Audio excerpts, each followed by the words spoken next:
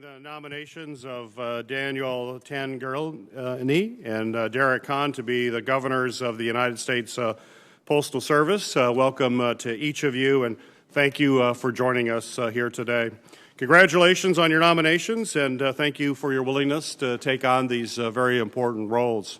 Since the founding of the United States, the Postal Service has been a vital part of the fabric of our nation. For generations, it has served as an essential public service that delivers critical mail like medications and financial documents and helps families stay connected with their loved ones and more. As the only carrier that delivers to every community in the country, serving more than 160 million households and businesses, this vital public service operates as a critical lifeline for seniors, for veterans, small businesses, rural and underserved populations in communities across our country. However, for more than 15 years, the Postal Service has been burdened by unfair financial requirements that undermine the institution and harm service for the millions of Americans that it serves. I am pleased that we were able to deliver significant historic reforms by passing the bipartisan Postal Service Reform Act, which Ranking Member Portman and I authored. This long overdue legislation will provide stability, protect key services, and set the Postal Service on a sustainable financial footing. The United States Postal Service Board of Governors plays an essential role in the Postal Service's future. As the governing body of the Postal Service, they oversee its operational strategy to ensure the Postal Service continues on a good path, both financially and by providing reliable service to its customers. To be successful, the board must have qualified leaders who can govern, conduct oversight of Postal Service's management, and work with lawmakers to ensure our postal workforce has the right support to deliver to the American people each and every day. However, it is equally important to have governors who understand that the Postal Service is ultimately a public service and will work tirelessly to make sure it is acting in the best interest of the public. If confirmed to the board, each of you will play a critical role in these efforts. Mr. Tangerlini, you have significant leadership experience as a top official at the General Services Administration in D.C., and so much more. Your specialized knowledge in finance and technology from serving in senior roles in the public, nonprofit, and private sectors demonstrates that you're well equipped to facilitate and provide counsel on the financial and managerial aspects of the Postal Service. Mr. Kahn, your experience at the Office of Management and Budget, Department of Transportation, Amtrak, and as an executive in the private sector will bring operational and logistical knowledge to the board. I've appreciated the opportunity to work with you in some of your previous roles and look forward to hearing more about your vision for the Postal Service today. Given the Postal Service's critical mission, it is also essential that each of you, in your respective roles, maintain the board's tradition of working in a bipartisan manner. I'm so pleased we have a bipartisan pair of nominees here today to maintain the full complement of governors on the board, and I look forward to hearing more from each of you about your vision for continuing the Postal Service's critical mission. Now I'd like to recognize Senator Portman for his opening comments. To my friend Derek Kahn for his willingness to step forward and to serve, and Mr. Tangerlini, I don't know you yet, but I hear good things about you from the other side of the aisle, so we're delighted that both of you are willing to take on what is a really important task right now. Governors of the United States Postal Service is always an important job, but particularly important right now in the passage, in the wake of our passing this legislation to help provide some breathing room, really, for the Postal Service. But that's all it provides. It requires you all to make significant reforms. Should you be confirmed, you're going to be in the middle of this, and I trust from knowing Derek and hearing about you, Mr. Tangerlini, that you guys are willing to take it on and make some tough decisions. It's a little like the board of directors of a private company, but different, and it's different in the sense that you have an additional responsibility, which is, unlike private sector directors, you've got to, quote, represent the public interest generally. That's a pretty broad mandate. The decisions you make are going to affect everybody, really every family in America, every business in America. The governor set or approved the rates of mail and packaged products, as you know. They also select the Postmaster General and oversee the performance of the PG. And, of course, you determine the overarching strategy for the Postal Service as a whole. So it's a very important and one that we take very seriously here on this committee, particularly now that we're also invested in making this Postal Service work, dealing with the serious and unsustainable financial situation that you're currently in. There have been a lot of challenges that have been driven by the fact that there's just a lot less first-class mail. So people are using their iPhones more than your postal stamps to send mail between friends and relatives, and that's a huge challenge. On the other hand, you've been picking up, Postal Service picked up a lot of packages, which is an opportunity. You've also struggled with poor service, particularly during the pandemic, and particularly during the 2020 holiday season, where all of us heard a lot from our constituents about that. I will say there are some improvements in service around the country that we are seeing, but just last month, the Postal Service Inspector General reported delayed mail and improper parcel scanning in the audits of 3 postal facilities in the Columbus, Ohio area. So the Postal Service is not out of the woods yet. We've still got service issues we've got to address, in addition to, again, the financial crisis it would otherwise face unless reforms are made. Veterans, the elderly, rural residents in particular, really depend on the Postal Service to deliver life-saving medications. We have no excuse absentee voting in Ohio, so we are very dependent on the Postal Service to ensure our election system works properly.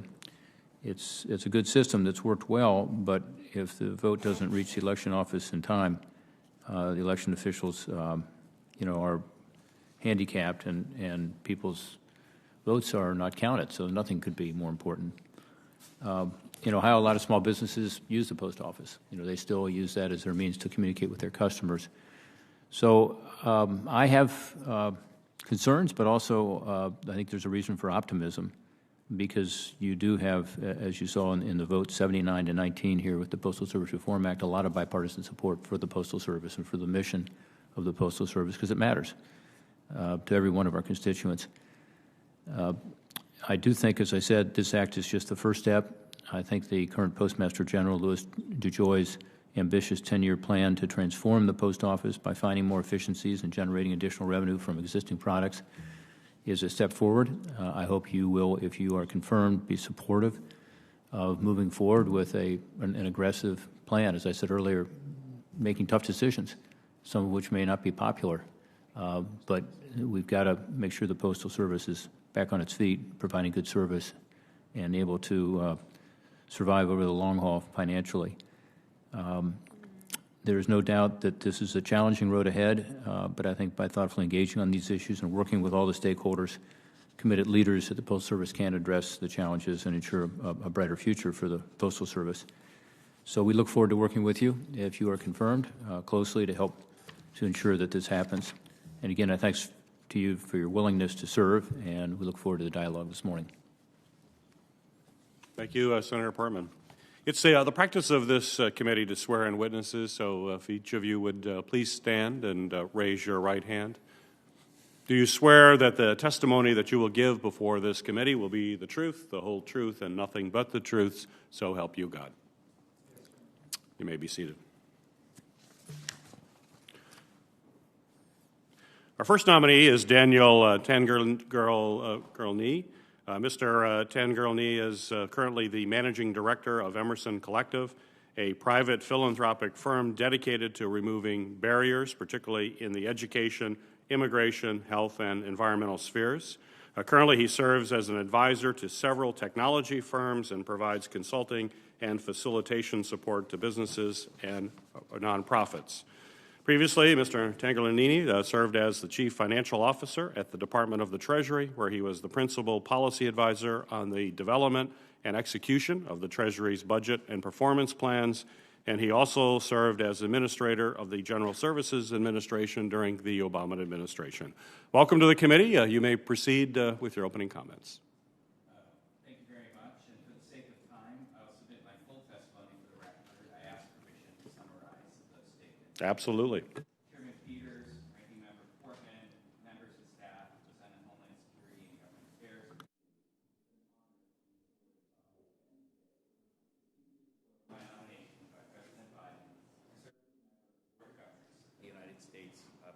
service. I'm grateful to be joined today by my wife of 26 years, Teresa, who has served the public in her own way as a pediatric nurse practitioner and lactation consultant. You may want to hit your mic. Oh, I'm sorry. I apologize. Thank you very much.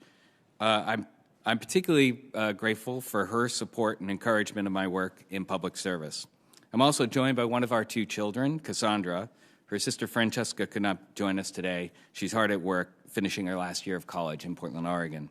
I'm also joined by a good friend and longtime colleague, Tanya Carter. I cannot say that service to our nation and its people is an idea I came to on my own. My family has a long tradition of public service. My grandfather, who immigrated from Italy to Boston, Massachusetts, served in the Army during the First World War. My father followed him into the Army and fought in the Second World War, including the Battle of the Bulge. One of my most singular honors was joining him in Bastogne, Belgium, for the celebration of the 75th anniversary of that battle in 2019. And my brothers both serve the public in their work, my younger brother as an assistant chief of the San Francisco Fire Department, and my older brother as a professor at the University of California in Berkeley. I came to Washington in 1991, eager to work in government and serve the nation. As a newly appointed presidential management fellow, I accepted my first job with the Office of Management and Budget and stayed for 6 years working in a variety of capacities. After my next job with the U.S. Department of Transportation, I began what would become a 10-year stint with the government of the District of Columbia, not including a year I spent with the Washington Metropolitan Area Transit Authority as the interim general manager. Working for Mayor Williams and later Mayor Fenty, I had the pleasure to watch the fortunes of our nation's capital turn nearly full circle. I also learned the significant role that government can play in people's lives, both positive and negative. Subsequently, I was honored to be confirmed by the Senate as the Assistant Secretary for Management and the Chief Financial Officer of the Treasury Department under Secretary Geithner and President Obama. Later in 2012, I was asked by the President to serve as the Acting Administrator of the General Services Administration after a scandal forced the departure of the agency's leadership. I was honored when later that year this committee sent my nomination to be the administrator on to the full Senate for approval. Since 2015, I have worked outside of government in the financial, real estate, technology, and philanthropic sectors. Should I be fortunate enough to receive your support today and be confirmed, my work with the Board of Governors of the United States Postal Service will pull together all the various strands of my professional work. I'm looking forward to the chance to seek answers to the big questions of Postal Service financial sustainability, quality customer service, new product development, as well as employee engagement, satisfaction, and investment. In short, with the recent passage of bipartisan Postal Service reform legislation, the Postal Service stands at the starting line of a new era of progress and evolution. There is an exciting future for the USPS, and I look forward to finding innovative ways to utilize their network, delivery footprint, and talented workforce to better serve as a new generation of Americans. Over the centuries of its existence, the USPS has gained the reputation of the best national postal service in the world and as one of the most recognized and trusted brands of any organization, public or private. It delivers on its universal service obligation by visiting many of the 160 million individual addresses it serves 6 days or 7 days a week. With a retail presence of more than 30,000 post offices, one within 10 miles of nearly 99% of U.S. households, USPS provides a physical infrastructure that connects our communities. COVID-19 has demonstrated the challenges of providing a critical service, and the men and women of the USPS have risen to the challenge at personal risk to keep the American people connected. The recent program to distribute millions of test kits has demonstrated the potential of this physical connection to provide vital services at times of critical need. I'm humbled and honored to have the possibility of serving the nation in this new capacity should I be confirmed. Thank you for allowing me to appear before you today, and I look forward to your questions. Thank you, Mr. Tangerlini, for your opening statement. Our second nominee is Derek Kahn. Mr. Kahn currently serves as an executive director at Deliver, an e-commerce fulfillment company that brings together software engineers and operations experts to build fulfillment infrastructure for online merchants.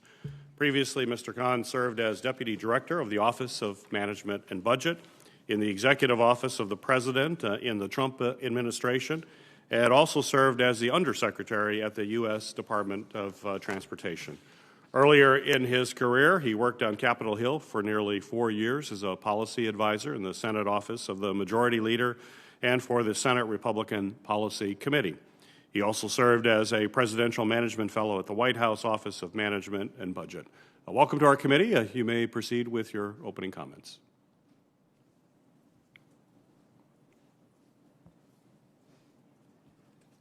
Thank you, Chairman Peters. For the sake of time, I will keep my remarks brief and ask that my written testimony be placed into the record. Chairman Peters, Ranking Member Portman, and distinguished members of the committee, I am honored to come before you as President Biden's nominee for the Board of Governors of the United States Postal Service. I also want to thank Senator McConnell for his support. I'm grateful for my wife of 17 years, Connie Kahn, who has always been supportive of my public service. I'm also grateful for our 3 children, Avery, Evan, and Jordan. They've made significant sacrifices over the past 5 years so that I could serve in government, including leaving family and friends in California to move here. We've since moved back to California, and the kids are in school right now, which is why they couldn't join me at this hearing. Our youngest, Avery, was nearly 3 years old during my confirmation hearing for the position of Undersecretary for Policy at USDOT. She started crying partway through, and my wife quickly whisked her out of the room. She was almost 6 years old when she attended my confirmation hearing for the position of Deputy Director of the Office of Management and Budget, and she spent the bulk of that hearing doodling and reading her books. Now, at almost 8, she keeps asking me, what have I done to keep testifying before the Senate? I think she thinks I keep getting in trouble, especially in front of this committee. I'm also thankful for my parents, Scott and Julie, who have worked so hard to give me incredible opportunities throughout my life. They immigrated here from Taiwan over 40 years ago to pursue the American dream. And my mother, who never graduated from college, taught me the value of hard work and persistence. And that hard work and persistence today is a lifesaver as she is battling late-stage cancer. My father, an engineer, taught me the value of rigorous analysis and to be civically minded. Together, they taught me to have a deep respect of authority, a love for this great country, and an unwavering faith in God. I hope I make them proud. The Postal Service is particularly meaningful to me. The parents of many of my friends were Postal Service workers. They were immigrants who sought a better life and pursued the American dream. And many of my friends' parents were mail carriers, processing clerks, sales associates, and branch supervisors. The prize shifts were on the retail front so that their shifts would be in the daytime, and at night they would help their children with their schoolwork. And the Postal Service was how many first-generation immigrants earned a living wage in this country, supported their families, and gained a sense of dignity and a profound sense of connection to their communities and to this country. For the past 2.5 centuries, the U.S. Postal Service has served this country admirably, having built the largest physical and logistical infrastructure of any non-military institution in the world. The Postal Service is key in facilitating communication and building a sense of community. Just think of it when you see your local carrier.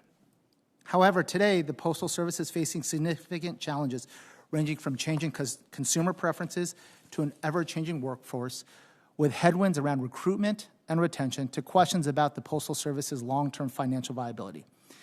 While the recently enacted Postal Service Reform Act, which passed 79 to 19, coupled with the recently released 10-year plan, will put the Postal Service on stronger financial footing, more can be done to ensure that the Postal Service will continue to fill its statutory obligations around universal service. Should I be so fortunate as to be confirmed, I will bring my experiences in the public and private sectors to improve operations and customer support, introduce new technologies and innovation, and seek to strengthen the long-term financial viability of the Postal Service.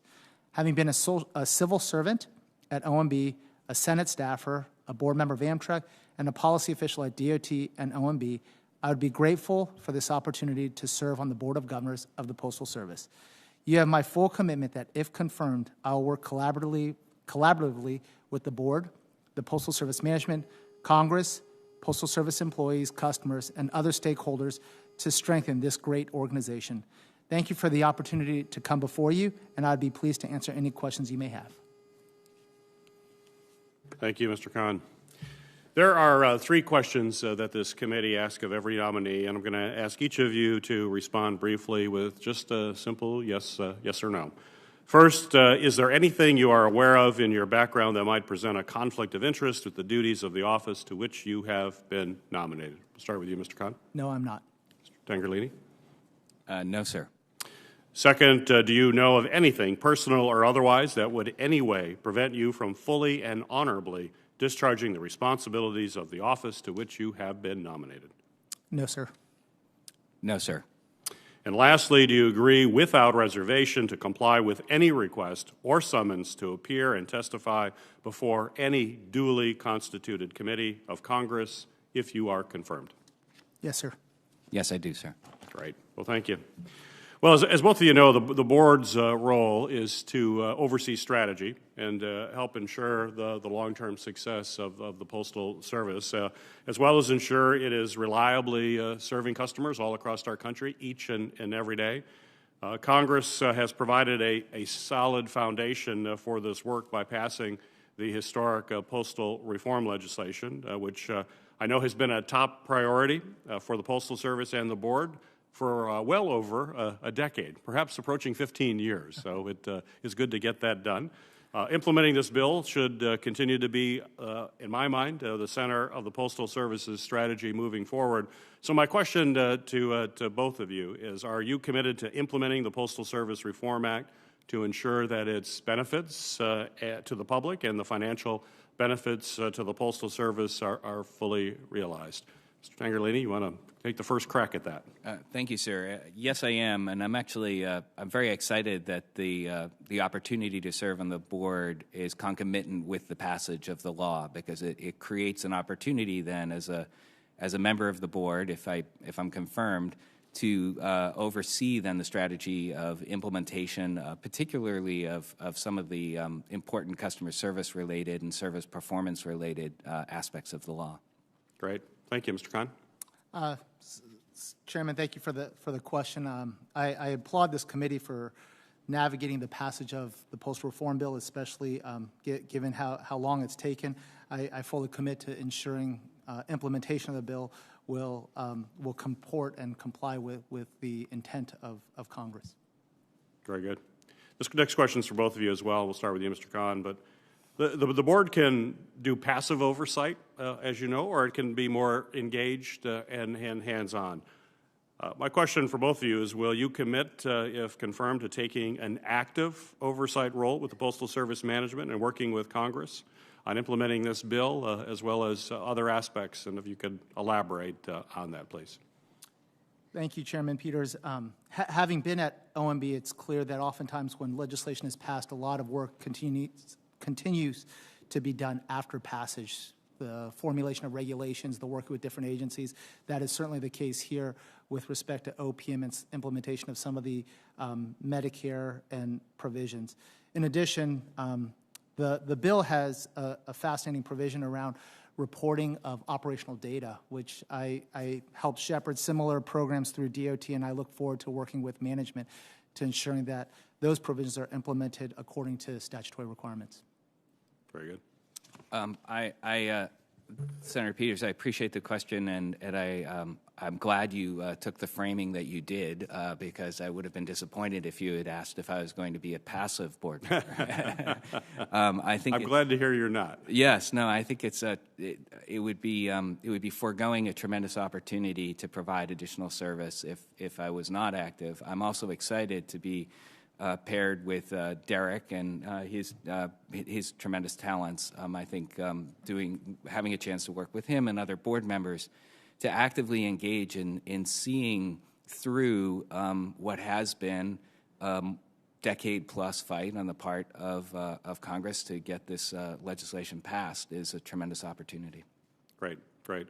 Well, as both of you know, people in communities across our country are expecting their mail to be delivered on time, absolutely critical, particularly with life-saving medications and other priority mail. And we prioritized on-time delivery and transparency in the Reform Act, which included the website and local service data, which Mr. Khan referenced in your previous answer.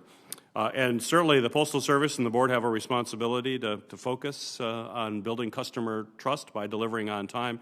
And I'd like to hear from both of you, how would you make that a priority to ensure that we have both timely and reliable delivery? We'll start with you, Mr. Khan. Thank you, Chairman Peters. When I read Title 39, Section 101, the original, U.S. code around Postal Service, it's clear that providing high-quality service is a core element of the legislative and statutory requirements around USPS. I think there are a few things that could be done. One is clear reporting and operational data that rolls up to the board is going to be key. And I think also creating additional clarity and cohorting some of the data so that we see, are there splits between urban and rural? Are there splits across states? I think as we roll out some of these reporting, the data reporting provisions, the more granular we can get, the better we can identify where there are specific problems. And so I'm looking forward to working with the management team, with other board members, folks like Dan, should we be confirmed, to making sure that we have a good granular data of identifying where there are opportunities to improve customer service. Very good. Mr. Chairman, I'd simply build off of what Derek said and reiterate that the universal service obligation of the Postal Service, when combined then with service level expectations, is what makes the USPS such a vital service to the American citizens. I think recognizing that the role of the board is to help set strategy and then evaluate performance of the management team, that gets to the essence then of your question, creating clear expectations in terms of service delivery, creating clear expectations in terms of even delivering the tools that the Congress has given the Postal Service then for people to evaluate and see that performance is a fundamental responsibility of a governor, and should I be confirmed, that will be my highest priority. Great. Well, the board oversees Postal Service expenditures, and we all know that the Postal Service has fallen behind on some very key capital investments due to its financial situation. One of these is buying new vehicles. After an acquisition process that began in 2015, the Postal Service is finally procuring new, safe, next-generation delivery vehicles to replace thousands of, quite frankly, dangerous vehicles that are over 30 years old. In Michigan, we know the auto industry moves quickly, and the future is also going to be found in electric vehicles. I have continually pushed the Postal Service to invest in as many electric vehicles as it possibly can, and I've also championed funding to maximize the electric vehicle fleet broadly across government. So my question to both of you, and Mr. Tangerlini, I will start with you on this one and then go to Mr. Khan. Will you commit to taking a close look at the Postal Service's capital investments, including electric vehicles, to make sure that the Postal Service is taking advantage of the up-to-minute technology that's available in the auto industry to maximize both long-term efficiency as well as safety while also meeting its basic needs? Mr. Chairman, I see that as one of the most exciting opportunities about joining the board, is to be at the crossroads of so many technological evolutions for the Postal Service, the fleet being the most prominent and obvious one. As a former general manager of a transit authority, you know, the vitality, the necessity of the fleet as a way of delivering the service, I understand why that's so important, and the need to then make sure that the infrastructure that supports that fleet as you modernize it has to be there as well. So the capital plan, the Postal Service capital plan, is one of the things I'm most interested in learning more about, should I have the chance to be confirmed. Great. Mr. Khan?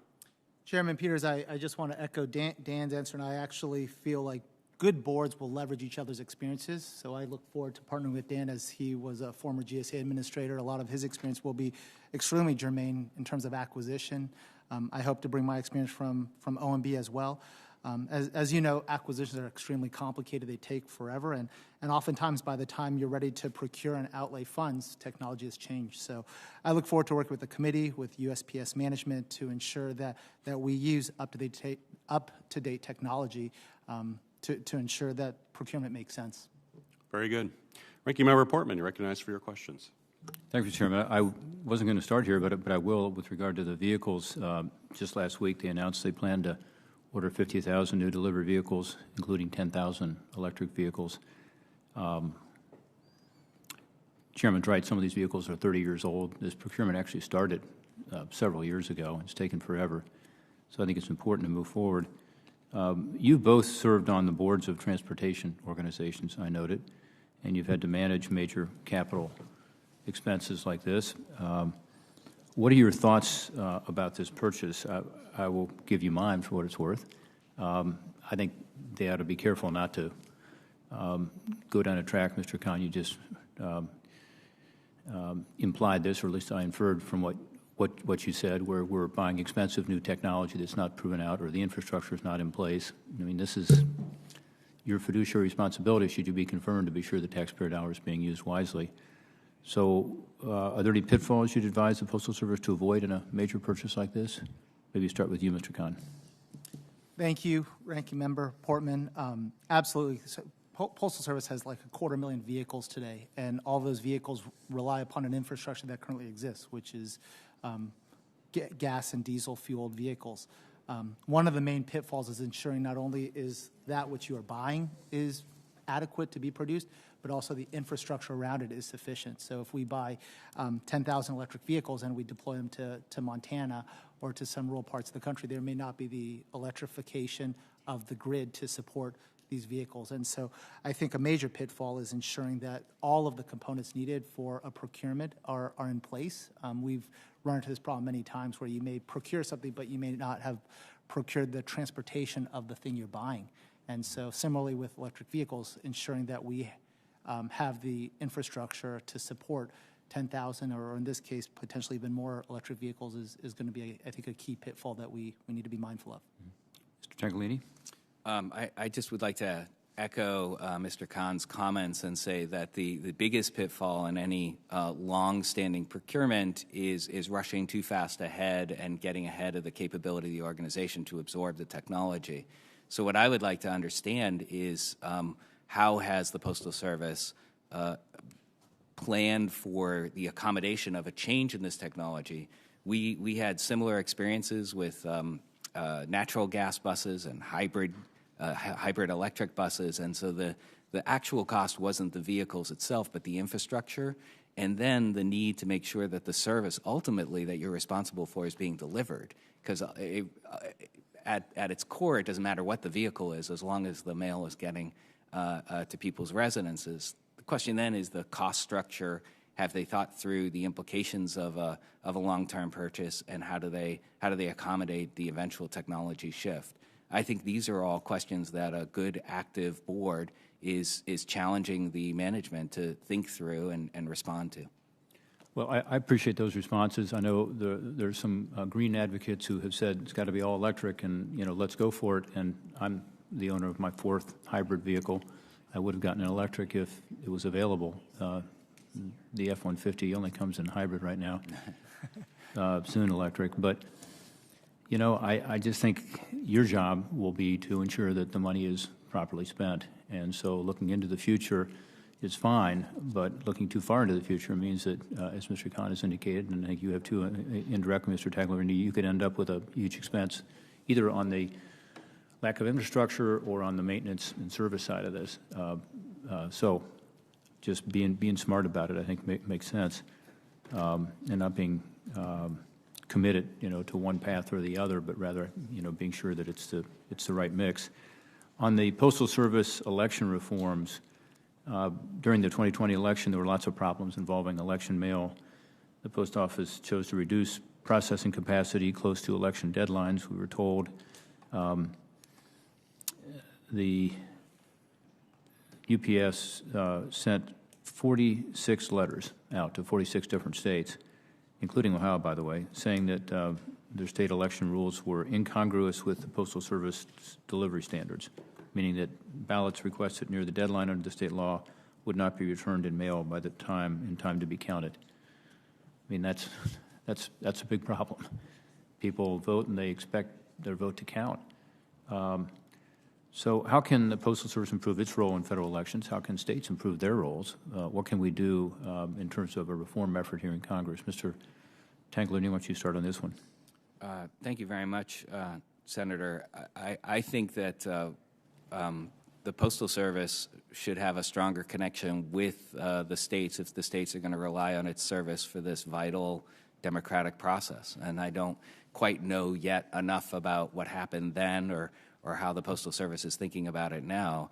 But I do commit that that's a repeat of that, of those outcomes, of that concern, would be something I would want to very much avoid if I get to be a governor. Mr. Khan? Thank you, Ranking Member Portman. As I just want to build upon Dan's answer. I think that the Postal Service statutory requirements are clear that there's a basic and fundamental service that needs to be fulfilled here, and I'd want to better understand the specific details and the current relationships with states to ensure that that basic and fundamental service is fulfilled. It seems like what happened in 2020 is unacceptable. However, I don't have access to all the facts at this point, but I'd really want to understand specific decisions of what led us here and making sure that that does not occur in future elections. We are working on some legislative ideas here, and we may be in touch with you all should you be confirmed about that. But I think it's important that the Post Office be frank with what their capabilities are, but also improve those capabilities going into an election season. The Postmaster General, some groups have called on President Biden to nominate governors who commit to removing Postmaster General DeJoy. Both of you, have either of you made any commitment regarding whether you would support the removal of the Postmaster General or not if you are confirmed? Mr. Khan? No, nobody has asked either. Mr. Tangerlini? No, sir. Has anybody asked you that? No, no one has. No one's asked you to support his removal? No one has asked me to support his removal. Okay. With regard to the Postal Service reforms, the path to financial sustainability was a huge part of what we were trying to do, and it goes along with a internal reform effort. In other words, as I said earlier, our part was just to provide some breathing room for necessary reforms that have to be made for this to be sustainable over time. What do you see as the most important actions the Postal Service can take to generate more efficiencies? Mr. Khan. I think the 10-year plan is a good start. There are a number of parts of the 10-year plan. One is maintaining strong customer service, but also trying to improve the infrastructure and the network and leveraging the network to generate more revenue. I think those are both sensible places to start. The 10-year plan, if faithfully implemented, will likely result in higher margin and more opportunities for the U.S. Postal Service to have long-term financial viability. Mr. Tangerlini. Like Mr. Khan, I'm very interested in the actual details of the 10-year plan. I've had a chance to review some of the high-level materials. I think ideas about service, about leveraging retail, about extending products offerings. I'm very interested in something I didn't see in the 10-year plan, which is the potential value of Postal Service real estate and whether there's some opportunities for finding efficiency there. I think the conversation about fleet, dramatically improving the quality and the capability of that fleet, and then the work that this committee did on the Postal Service reform legislation really does set the stage for opportunities to dramatically improve the effectiveness and efficiency of the Postal Service. Thank you, Mr. Tangerlini. Thank you both. Appreciate it. Thanks, sir. Thank you, Ranking Member Portman. Senator Carper, you're recognized for your questions. Thank you, Mr. Chairman. My thanks to you and our Ranking Member for holding this hearing. Our thanks to our two nominees for their willingness to serve in these important capacities. And my thanks to their families for their willingness to share you for this work and for the service you've provided to our country in any number of other ways in the past. We're very proud of the legislation that we passed. We're very proud that it was a bipartisan bill signed, about to be signed into law, we expect, by the President very shortly. One of the outstanding concerns with respect to the bill is the concern that one of the largest, maybe the largest fleet of vehicles in the country, which is now all gas and diesel, that it might continue to be largely gas and diesel as we go forward and replace 230,000 vehicles in the years to come. And we want to make sure, I realize it's got to be not, I think it was Susan Collins, Senator Collins said, there's some parts of Maine that are pretty rural and that electric doesn't work there. And in some cases, maybe hybrid does. In some cases, maybe electric does. But I realize that we have to have an all-the-above approach. But the idea of ending up 10, 15, 20 years from now with a fleet that is still largely gas and diesel, I think would be a huge missed opportunity. And I just ask, if I could, for both of you, Mr. Khan and Mr. Tangerlini, if confirmed, will you review the Postal Service's analysis and underlying assumptions that are driving the decision to currently invest in apparently no more than 20% electric vehicles at most in the future? Absolutely, Senator Carper. If confirmed, I would be very interested in learning how they arrived at their decisions and how they plan to make those investments going forward. Yes. Mr. Khan, yes or no would be good. Yes. I like that answer. As a follow-up, gentlemen, what steps would you take to review this analysis and conclude for yourself whether it is, one, operationally, and two, financially advantageous for the Postal Service to invest in more electric vehicles or other clean technology? My understanding is one of the assumptions that they used in deciding to go forward with this kind of purchasing order that the price of gasoline, diesel would be about $2.25 a gallon, which we know is not what it could be. Hope that it will be. But that might be the triumph of man's hope over experience. But question for each of you is: would you review the Postal Service's analysis? And yes, sir. And the follow-up to that would be: what steps might you take in reviewing the analysis and conclude for yourself whether it's both operational and financially advantageous for the Postal Service to invest in more electric vehicles or other clean technology? What steps would you take? Yes, sir, I would review those assumptions, and I would take whatever the appropriate steps are within the context of the way the board meets and discusses strategy to evaluate and discuss them further and see if there are changes that are necessary. Thank you. Mr. Senator Carp, I'd want to review the economic assumptions and the terms of the procurement and if there are tranches of it, and I'd want to discuss that with management to ensure that it's been a thoughtful procurement process. Good. If confirmed, it might be helpful for you to both, or for the board to consult with companies like UPS, like FedEx, like Amazon, to see what their plans are in this regard. Also, in talking with folks at Ford Motor Company, I think they've indicated, for the record, they don't plan to build the vehicles beyond 2030 that are gas and diesel powered. And Mary Barra, I think, told me from General Motors that the expectation is GM will not build gas and diesel vehicles beyond 2030. So I think that's all highly relevant in this regard. A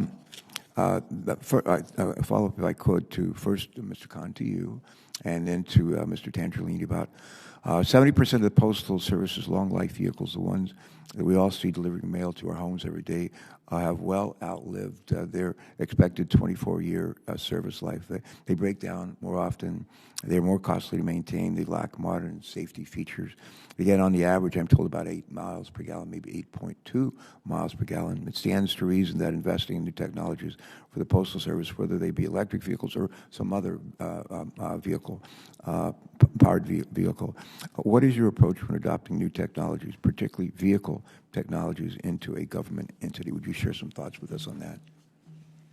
Sure. I've had several opportunities to have experience in doing that, and I think it's very important that you understand that if you are going to make a long-term investment, a 24-year investment, as in the case of the LLVs, that you really understand how they work and how you operationalize them.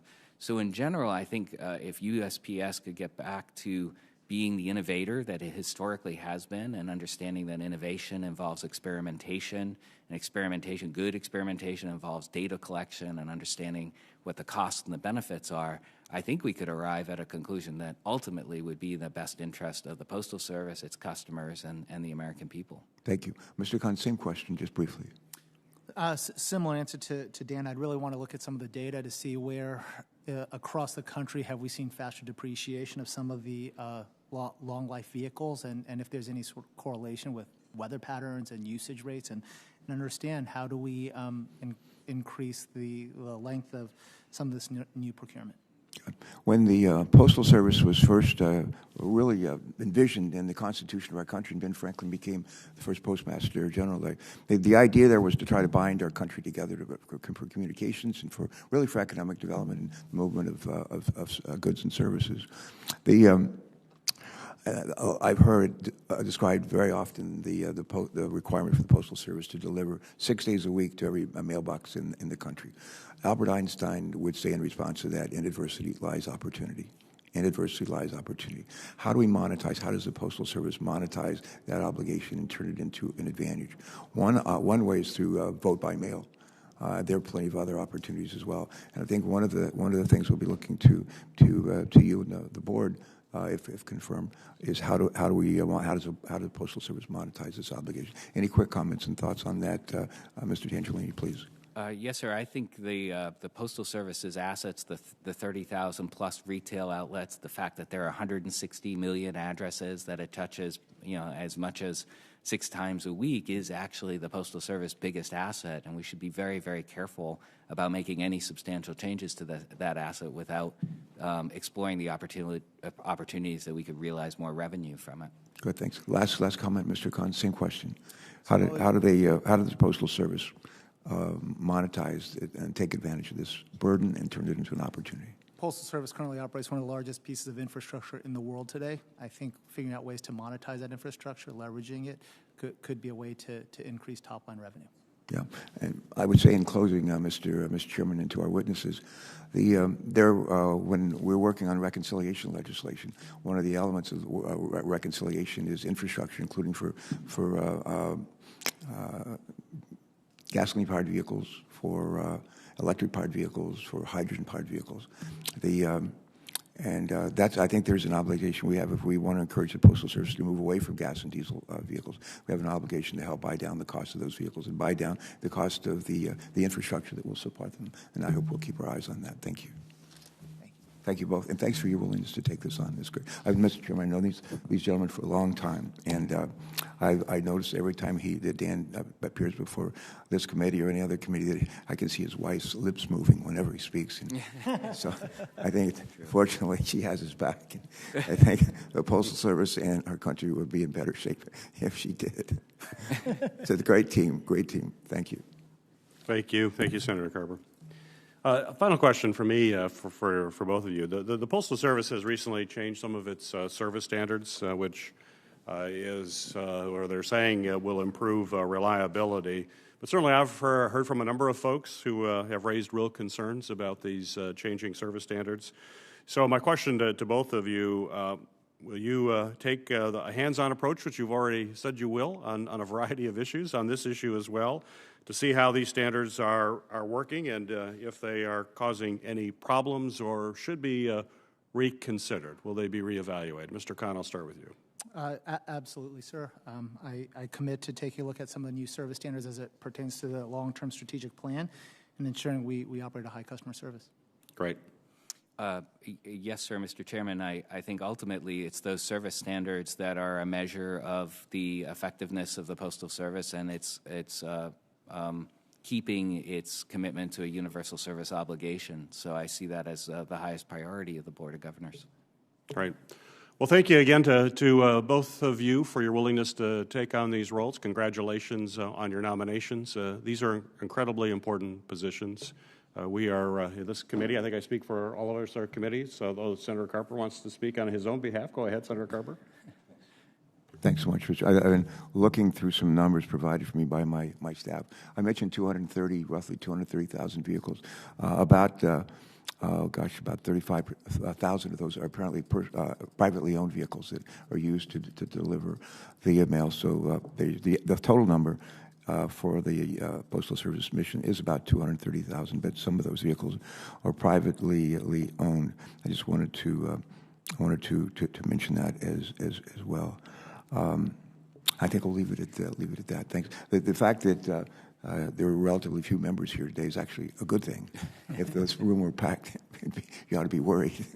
But this is, I think, an acknowledgement that you bring extraordinary skills and experience to this undertaking, and we're delighted that you're willing to do it. Thank you. Thank you. Well, I'll concur with Senator Carper. It's a good sign that both of your qualifications speak for themselves. So, but it's wonderful to have you with your families here. Again, these are incredibly important positions. Everyone on this committee wants to support the Postal Service, and we understand that your positions put you right on the front line of providing essential services to Americans all across our country. So thank you again for your willingness to take on these big roles. And if confirmed, we all look forward to working closely with you to make the Postal Service as strong and as viable as possible for the foreseeable future. Another couple hundred years at least, right, Senator Carper? Although I won't be here to see it in 200 years. We hope you set it on the proper course. Could I just also add, I've worked on these issues, as you may know, for years and years and years. And Susan Collins and I worked on these issues for years and years and years. And this man to my right, Senator Peters, was chairman of the committee for barely a year, and we passed the legislation that the president's going to sign in a couple of days. And I just want to take my hat off to him and to our staffs. We have wonderful, wonderful support on this stuff. Thank you. Great. Well, thank you, Senator Carper. You're recognized anytime you want to make those statements. Just let me know. I appreciate that. And I want to talk about how wonderful your wife is.